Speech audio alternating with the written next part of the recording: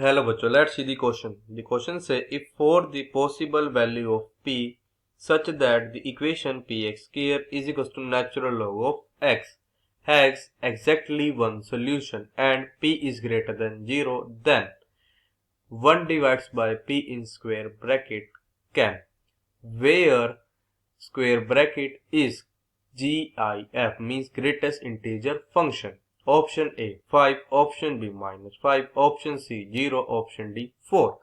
तो हमारे पास गिवन है कि पी एक्स के हमारे से इक्वल है नेचुरल लॉग ऑफ एक्स के। यहाँ पे हमारे पास जो पी है वो क्या है, ग्रेटर है 0 से। इसका एग्जैक्टली वन सोल्यूशन है।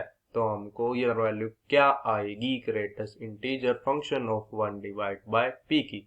हमारे पास ऑप्शन है 4। हम बताना उनमें से हमारा कौन सा ऑप्शन करेक्ट होगा। Firstly I will tell you की कॉन्सेप्ट एंड की कॉन्सेप्ट आपकी हेल्प करेगा इस क्वेश्चन को सोल्व करने में। फर्स्ट की concept is if y is equals to natural log of x, तो क्या इंप्लाई कर देगा, दिस इंप्लाइज दैट कि x हमारे से इक्वल होगा this is equals to e raise to the power y के।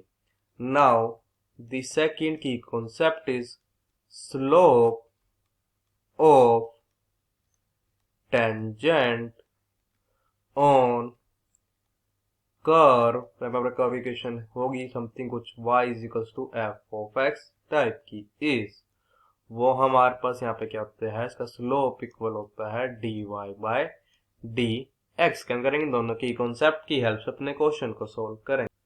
हमारे पास गिवन था कि p x square is equals to natural log of x, और इसका हमारे पास एक ही सोल्यूशन है। इसका मतलब क्या है, अगर मैं यहाँ पे इसका ग्राफ ड्रॉ करूँ, उसका ग्राफ ड्रॉ करूँ, दोनों मेरे सिर्फ एक ही पॉइंट पे ऐसे दूसरे को टच करेंगे।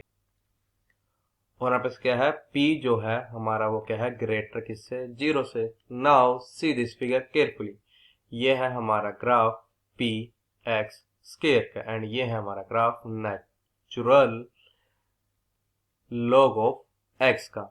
मैंने नेचुरल लॉग ऑफ एक्स का ग्राफ उतना ही पार्ट ड्रॉ किया जो किसमें लाई करता है, हमारे क्वाड्रेंट फर्स्ट में। हमारे पास ये क्या है, इन दोनों का एक पॉइंट है जो कि हमारे सोल्यूशन होगा हमारा पी एक्स के equal to natural log of x का। ये इसका एक ही एग्जैक्टली सोल्यूशन था, इसलिए सिर्फ एक ही पॉइंट पे टच करेंगे। हम इस पॉइंट को मान लेते हैं x1, y1। तो इस पॉइंट पे जो स्लोप आएगी हमारे यहाँ पे, जो टेंजेंट ड्रॉ करेंगे, जो कॉमन टेंजेंट होगा दोनों ही इन कर्व्स पे, p equal to x square and natural log of x पे, तो हमारे पास उसका स्लोप क्या आएगा, दोनों का इक्वल आएगा। तो हमारे पास पहले क्वेश्चन ले लेते हैं कि y is equal to p x square और स्लोप क्या आई इसकी, dy बाय dx। तो करेंगे बोथ साइड डिफरेंशिएट हो जाएगा, दिस इंप्लाइज दैट कि dy बाय dx हो जाएगा this is equal to 2 times of px के। हमको तो फाइंड करने हमारे स्लोप हमारे पॉइंट x1, y1 पे, dy बाय dx हमारे पॉइंट x1, y1 पर हो जाएगी this is equal to 2 times of px1। हम बात करते हैं सेकंड वाले की, उसमें ले लेंगे हम y is equal to natural log of x। थोड़ा देगा दिस इंप्लाइज दैट, फिर करेंगे both side differentiate with respect to x, बचेगा dy by dx is equal to natural log of x। तो अगर इसको differentiate with respect to x बचेगा 1 divide by x। तो सबसे पहले यहाँ पे क्या जाएगी कि dy बाय dx हमारा पॉइंट x1, y1 पे ये किसके इक्वल आ जाएगा, this is equals to 1 by x1। अब देखो हमारे पास वो दोनों स्लोप क्या होने चाहिए, इक्वल। तो हमारे पास यहाँ पे क्या आ जाएगा, मेरे पास जो वैल्यू है कि 1 डिवाइड्स बाय x1 इसी इक्वल आ जाएगी दिस इज इक्वल टू, ये हमारे इक्वल आ जाएगी इसके नीचे हमारे इक्वल आ जाएगी, हमारे इक्वल होगी 2 टाइम्स ऑफ px1 हो जाएगा। दिस इंप्लाइज दैट कि x1 मल्टीप्लाई x1 में बचेगा x1 का square, this is equal to 1 divide में 2 टाइम्स ऑफ p के। हमारे पास एक तो वैल्यू यहाँ पे x1 स्क्वायर की ये आ गई है। हमारे पास था कि y is equals to p x square.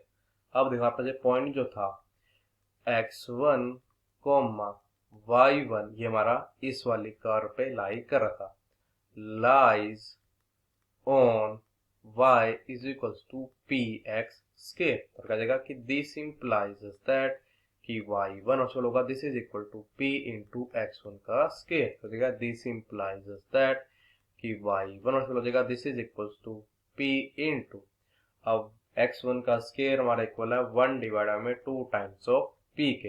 हमारा क्या हो जाएगा, p से p हो जाएगा हमारा कैंसिल हो जाएगा। दिस इम्प्लाइज दैट कि y1 is equal to 1 divides by 2। अब हमारे पास एक कर तो ये भी थी कि y is equal to natural log of x। अब ये हमारा पॉइंट x1 y1 इस पे भी लाई कर रहा था एज x1 y1 जो कि हमारा इक्वल है 1/2 के, आ जाएगा 1/2 lies on y is equals to natural log of x.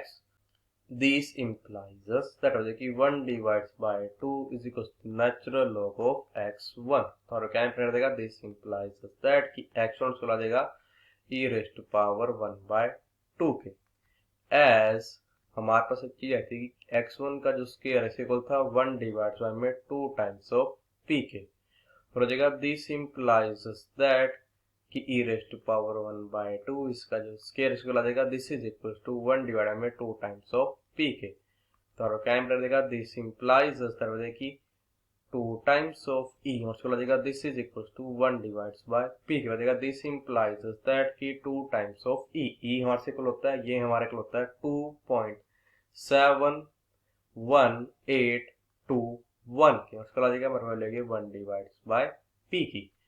तो हमारे को यहाँ पे क्या इंप्लाई कर देगा ये कि दिस इंप्लाइज दैट कि आपको जो वैल्यू आएगी 1 डिवाइड्स बाय p की किससे को ला जाएगी, दिस इज इक्वल्स टू को ला जाएगी 5.4364 के। तो हमारा क्या इंप्लाई कर देगा, दिस इंप्लाइज दैट कि greatest integer function of 1/p this is equal to greatest integer function of 5.43624 जो कि हमारा एक्चुअल होता है, ये हमारे को होता है 5k। इसका मतलब ये है कि ये जो हमारा ऑप्शन ए है ये करेक्ट है। So the final answer is option A is our correct option. I hope you understood it well. All the best, thank you.